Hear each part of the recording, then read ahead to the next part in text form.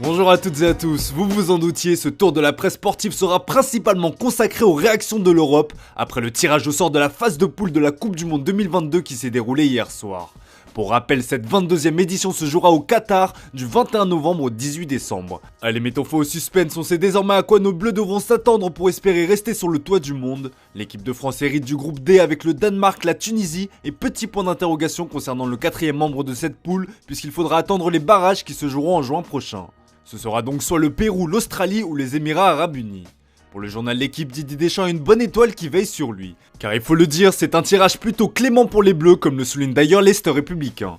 C'est le sentiment général qui règne globalement chez tous les médias français en ce samedi matin. Un premier tour abordable, écrit le Progrès, alors que la Provence placarde sur sa une, Deschamps peut sourire. Si aucun tirage n'est facile, la sélection tricolore peut être soulagée de ne pas être tombée dans une poule plus relevée.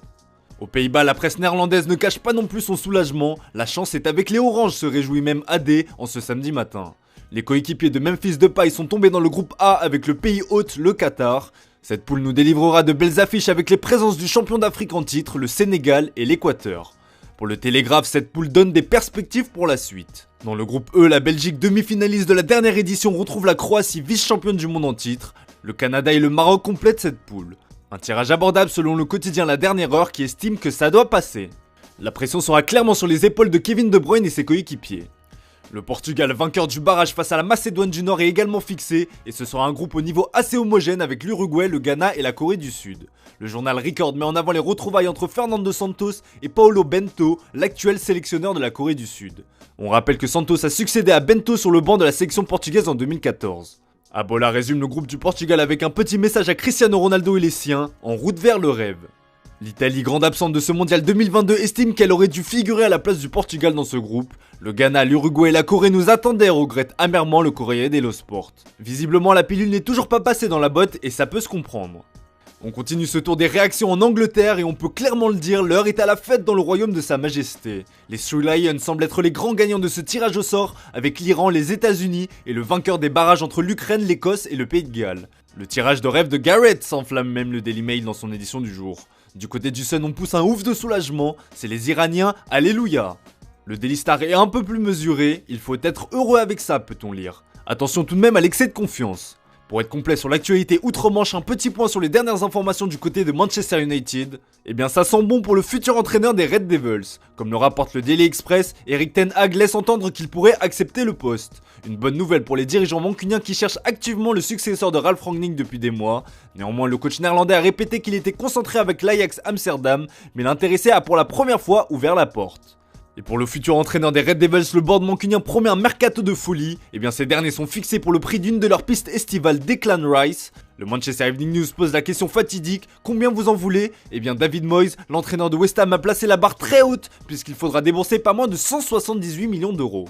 Allez, on termine ce tour de la presse sportive en Espagne. S'il faut vraiment déterminer un groupe de la mort pour ce tirage au sort des phases de poule, le groupe E a de sacrés arguments puisque l'Espagne a tiré le gros lot avec l'Allemagne. Le Japon et le vainqueur du barrage entre le Costa Rica et la Nouvelle-Zélande complètent cette poule. Pas de quoi déstabiliser la presse espagnole qui prévient même son futur adversaire. L'Allemagne a un problème, lance le quotidien AS. Pour Sport, c'est une bombe mondiale. Dans le même ton, le Mundo Deportivo placarde sur sa une, défi mondial.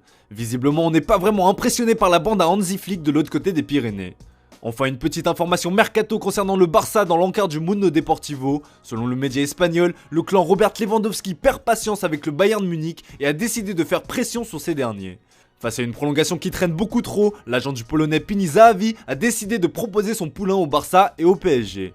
On le sait, le club blaugrana est à la recherche d'un buteur de classe mondiale pour la saison prochaine. Concernant le club parisien, un départ de Kylian Mbappé forcerait également ces derniers à s'activer pour le remplacer.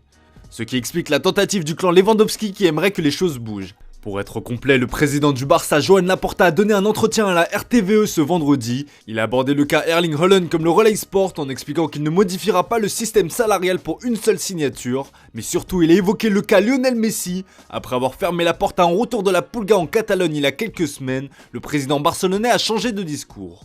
Les portes de Barcelone seront toujours ouvertes pour Messi. S'il veut me parler d'un retour au Barça, je serai ravi, a-t-il déclaré. Ou comment remettre une pièce dans la machine. Voilà, c'est tout pour aujourd'hui. Merci pour votre fidélité. Bonne journée à vous. On se retrouve dès demain pour de nouvelles vidéos sur Foot Mercato.